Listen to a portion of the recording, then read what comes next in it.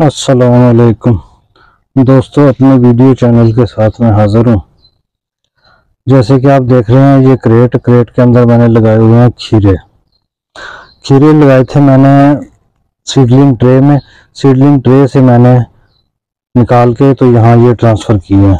अब इनमें हुआ ये है कि 2 पत्ते वो और 3 5 5 5 6 6 पत्ते जो है वो आ गए हैं। 2 2 4 2 6 ये वाले पत्ते जो हैं ये तो ख़त्म हो जाते हैं, बाकी ऊपर वाले पत्ते। इसका मतलब है कि इन्होंने बढ़ना शुरू कर दिया।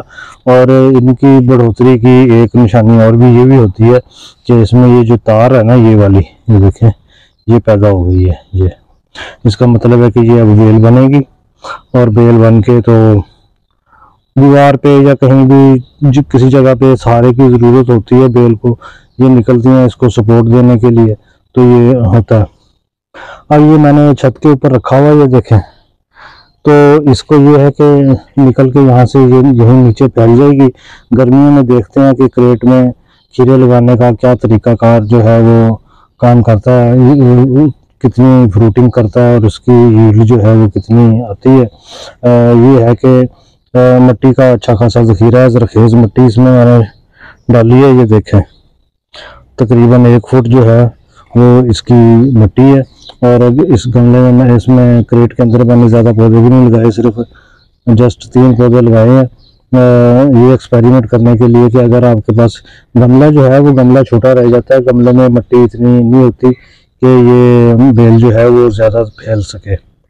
इसकी जड़ों को फैलने के लिए स्पेस चाहिए होती है, तो जितनी ज़्यादा मिट्टी होगी उसमें ये ज़्यादा ग्रोथ जो है वो इनकी होती है।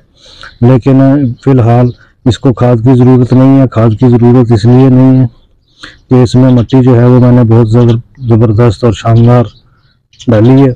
उसमें नामियाती खाद जो है वो शामिल की है, पत्तों की खाद शामिल की है, और फिर सबसे नीचे ये जो सब्जियां मैंने अब निकाली हैं, टमाटर वगैरह और इस तरह की चीज़ें, उनके जो तने होते हैं, खुश्क तने या गीले तने, वो सब जो है वो नीचे मिट्टी में इसके नीचे दफन करके उसके ऊपर मिट्टी डाली है, खाद वगैरह सब चीज़ें मिक्स करके डाली हैं।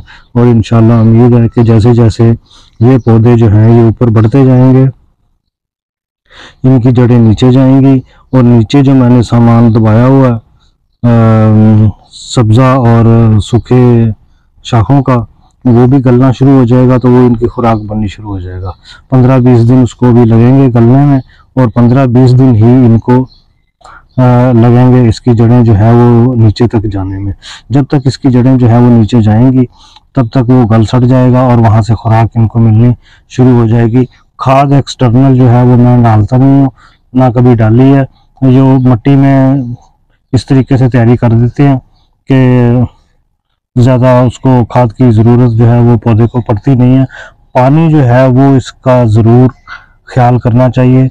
और गर्मियों में अगर एक दिन भी पानी का इसको लग जाए सोखा, तो फिर पौधा कहीं से कहीं चला जाता है। इसलिए पानी का ख़ास ख्याल रखना है। रोज़ाना 1 चक्कर लगाया करें। 1 चक्कर लगा के तो आप देख लें कि पानी जो है वो, देखें आज मैंने इसको पानी नहीं दिया, लेकिन मैं चेक करने आया हूँ कि ये देखें इसमें मॉइस्चर लेवल जो है वो काफ़ी अच्छा स्ट्रॉन्ग है। तो आज की ज़रूरत नहीं है इसको पानी देना, क्योंकि अगर ज़्यादा पानी हम इसको देंगे तो फिर वो जड़ों में जाके ज़्यादा पानी नुकसान करता है, फंगस लग जाती है और पौधा ऊपर से बीमार होना शुरू हो जाता है। हम ऊपर तवज्जो देते हैं, लेकिन पौधे की जो बीमारी है वो जड़ों के नीचे होती है, उसकी तरफ हमारा ध्यान नहीं जाता। हम कहते हैं कि ये पानी की कमी देगी, लेकिन पानी तो मैं देता हूँ, लेकिन पौधे मेरे जो है वो सूखने शुरू हो गए हैं।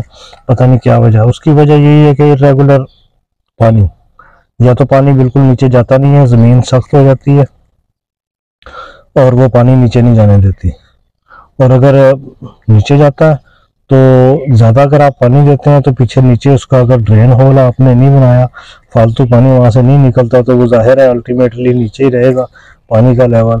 तो वो उसको जड़ों को फिर भी फंगस लग जाती है, और वो पौधे जो है वो कहते हैं जी, पौधे उगते ठीक हैं लेकिन हफ्ते 2 हफ्ते के बाद पौधे मर जाते हैं। वो मर इसलिए जाते हैं कि उनकी जड़ों में पानी जो है वो खड़ा रहता है और खुराक जो है वो अपनी बना नहीं पाते।